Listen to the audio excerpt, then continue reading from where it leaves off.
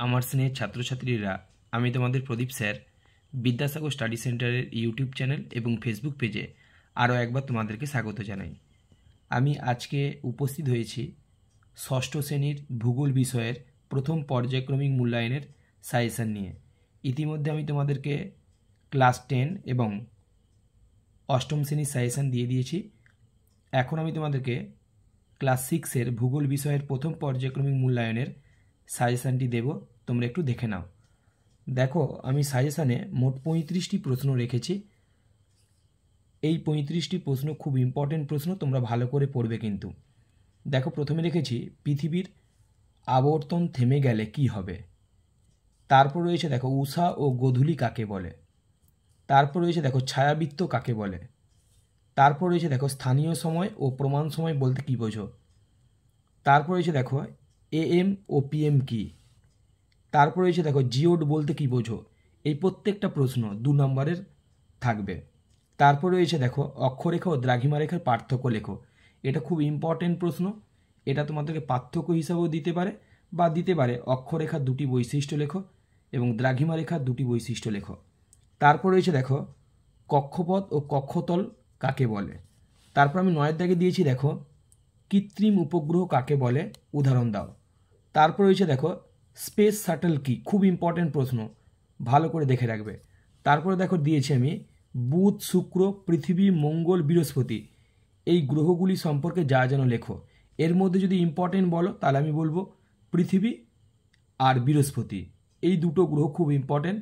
এবং আমি তাছাড়াও 3টে গ্রহ আরও এক্সট্রা দিয়েছি, তোমরা এই কোশ্চেনটা ভালো করে দেখে রাখবে। তারপর রয়েছে দেখো গ্রহ কাকে বলে, বৈশিষ্ট্য লেখো। তারপরে দিয়েছি সৌরঝড় কি। সৌরঝড় কি, এই কোশ্চেনটা খুব ইম্পর্টেন্ট, তোমরা ভালো করে দেখে রাখবে। তারপর রয়েছে দেখো চন্দ্রকলা ও চান্দ্রমাস কি। তারপর দেখো স্পেস স্যুট কাকে বলে, এটাও খুব ইম্পর্টেন্ট প্রশ্ন, তোমরাও ভালো করে এটা দেখে রাখবে। এরপর রয়েছে দেখো উপসাগর ও উপদ্বীপ কাকে বলে। তারপর রয়েছে দেখো কয়াল কাকে বলে। তারপর 18 থেকে আমি দিয়েছি ভারতের চারিদিকে কি কি আছে।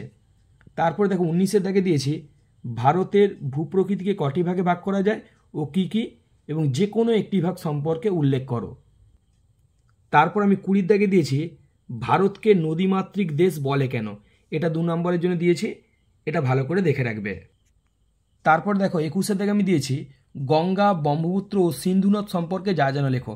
এই কোশ্চেনটা খুব ইম্পর্টেন্ট, এই কোশ্চেনটা পড়বেই পড়বে। এর মধ্যে গঙ্গা এবং সিন্ধু এটা খুব ইম্পর্টেন্ট, তবে এই 3টে যদি নদী পড়ো তাহলে তোমরা একটা নদী পাবেই পাবে। তারপর দেখো দুন ও তরাই বলতে কী বোঝো, খুব ইম্পর্টেন্ট প্রশ্ন, 2 নম্বরের জন্য, তোমরা দেখে রাখবে। তারপর দেখো রয়েছে উপদ্বীপীয় মালভূমি সম্পর্কে যা যেন লেখো, মানে ভারতের ভূপ্রকৃতিকে কটি ভাগে ভাগ করা যায় এবং যে কোনো একটি ভাগ, একটু আগে যেমন তোমাদেরকে বললাম, তার মধ্যে এই কোশ্চেনটা পড়ে যাবে, তাই এই কোশ্চেনটা খুব ভালো করে তোমরা দেখে রাখবে। তারপর রয়েছে দেখো পৃথিবীর আকৃতি গোলাকার, 4টি প্রমাণ দাও। তারপর দেখো আরেকটা ইম্পর্টেন্ট প্রশ্ন দিয়েছি গ্রহ ও নক্ষত্রের মধ্যে পার্থক্য লেখো। তারপর রয়েছে দেখো কাকে কেন নীল গ্রহ বলা হয়।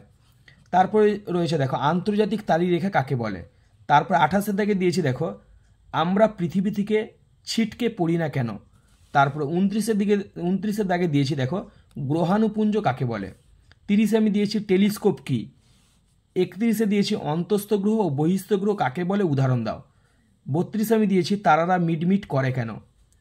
33-এর দাগে দিয়েছি দেখো ধূমকেতু কি বা কাকে বলে। 34-এর দাগে দিয়েছি পৃথিবীর আবর্তন গতি কাকে বলে। এবং 35-এর দাগে অর্থাৎ শেষ প্রশ্নটি আমি রেখেছি পৃথিবীর অক্ষ বলতে কি। 35টি প্রশ্ন তোমাদেরকে দিলাম, এই 35টি প্রশ্ন তোমরা যদি খুব ভালো করে কমপ্লিট করো তাহলে দেখবে তোমরা জিওগ্রাফিতে খুব ভালো রেজাল্ট করবে। এবং শর্ট কোশ্চেনের জন্য রায় মার্টিন প্রশ্ন বিচিত্রা তোমরা ভালো করে প্র্যাকটিস করো, আমি তোমাদেরকে করে দিয়েছি সমস্ত পেজগুলো। এবং অধ্যায় ভিত্তিক যদি শর্ট কোশ্চেন তোমাদের প্রয়োজন পড়ে তাহলে তোমরা কমেন্ট বক্সে জানিও, আমি তোমাদের জন্য সর্বদা আছি, ছিলাম এবং ভবিষ্যতেও থাকবো। বিদ্যাসাগর স্টাডি সেন্টারের সঙ্গে জুড়ে থাকার জন্য তোমাদেরকে অসংখ্য ধন্যবাদ। তোমাদের পড়াশোনা খুব ভালো হোক এই কামনাই করি।